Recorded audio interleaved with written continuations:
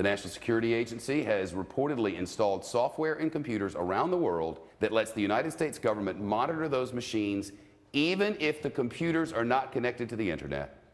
They can get to you whether you're online or not. The American public learned a little more today about the sweeping surveillance of telephone communications revealed by Edward Snowden. The government we also learned some information today about that Target credit card hack. What are you hearing on that? Security Agency uses the data. And in London, A top-secret court order is forcing Verizon to turn over all phone records for calls made in the U.S. to the National Security Agency, and not just calls made to overseas numbers. When you call grandma in Nebraska, the NSA knows. For the person on the other end of the phone. We are in a connected world. Everything that's on the internet, everything that you've ever posted, from the first time that you logged in to Facebook or Twitter or Tumblr or Snapchat, everything is still there. A child born today will grow up with no conception of privacy at all. They'll never know what it means to have a private moment to themselves, an unrecorded, unanalyzed thought. And that's a problem, because privacy matters. Privacy is what allows us to determine who we are and who we want to be.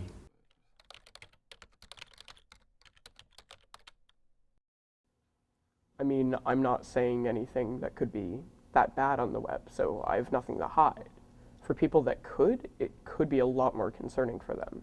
To me, it would matter if, like, I was being monitored. I don't think I would use it. I get why they're doing it. It's to protect the people. They should at least tell us what they're doing instead of trying to hide it, because it makes it much worse when it comes out. I definitely think what the NSA is doing isn't good, but it's also up to people to decide, you know, hey, if I put this on the internet, there's a chance that my future boss could see it. If I'm applying to colleges, there's a chance the admissions person could see it. There's a chance that a lot of people could see it. So what am I going to put on the internet, and is that a good decision? Potential employers are going to look at your information to see if you're a good fit for them. Banks look at your information to see if you're a good credit risk for them. So the information you give out is really used in many, many different ways.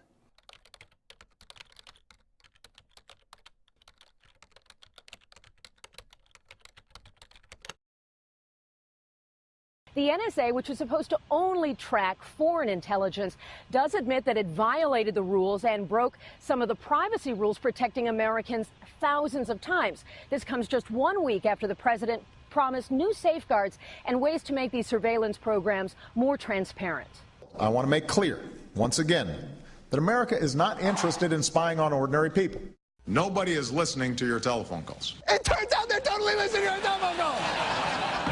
We now know that while the NSA collected phone records and emails as part of their surveillance program, they also mistakenly intercepted the messages of innocent Americans, including telephone calls made over satellite lines from the Middle East from our soldiers. The NSA is not given unrestricted access to people's private communications. To my knowledge, let's just take the example of telephone metadata. Much debated. What people are given to understand is that the NSA can listen to any telephone conversation, look at any data surrounding who you've called, how long you've spoken to them, who they've called, who your entire network of friends might be. Guess what? Not true. There's not a person in the country that doesn't have some of its information with regard to telephone calls inside NSA at this point. That wasn't the purpose the agency was set up for, and it's by far something that shouldn't be done. The metadata are collected, that is, the data on who you've called and how long you've called them for. The content of the communications is not collected.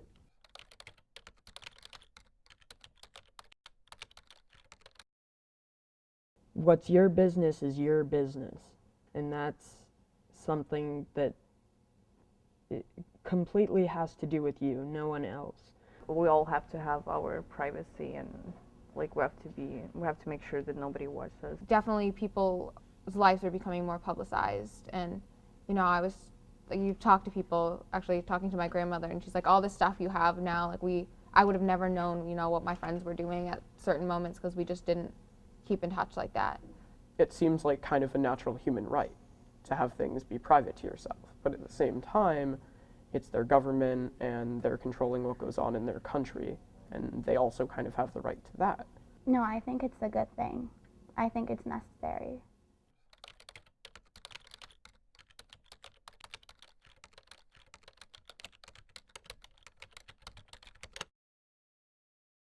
I think there's always a balance. If you talk about privacy and security, you have to talk about them together. And if you think about how you safeguard your privacy and security in the future, there's several challenges. One, just the indelible nature of information in the future, right? So once it's posted, it can't be deleted. The second is we're all proliferating content about ourselves, and others are proliferating content about us. So in the past, you used to have full control over who you are, and now more people will interact with you and get to know you and be familiar with you virtually than will ever encounter you in the physical world. There's always a balance between security and freedom, but what I want to make clear is I don't think you have to give up your freedom in order to be safe. What I often say is there's a shared responsibility that we all have to safeguard privacy and security in the future. So as an individual, you have a responsibility to exercise good judgment. You have a responsibility to use the tools that are free and available to you. The real threat to our civil liberties is fear.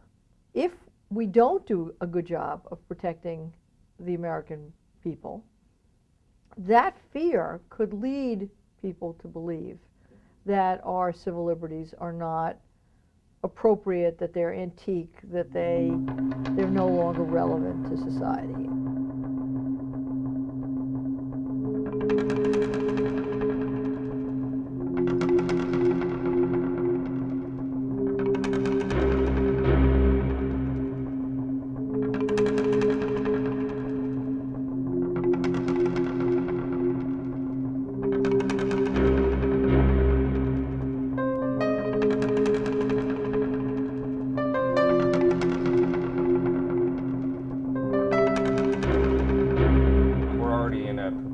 State of cyber warfare around the world, right? So, countries are allies in the physical world or adversaries online. You see that with the U.S. and China. Even if you look at the U.S. and Iran, it's not a friendly relationship. You should be concerned about the very questions that are the subject of this project of yours, which is how do we stay safe and how do we stay free? And because of your generation's facility with technology, because of your reliance on it and your understanding of it and your ability to change it to your own needs, you are best able actually to think about how to protect us as a country and also how to protect our liberty. And I would just encourage you to keep doing that.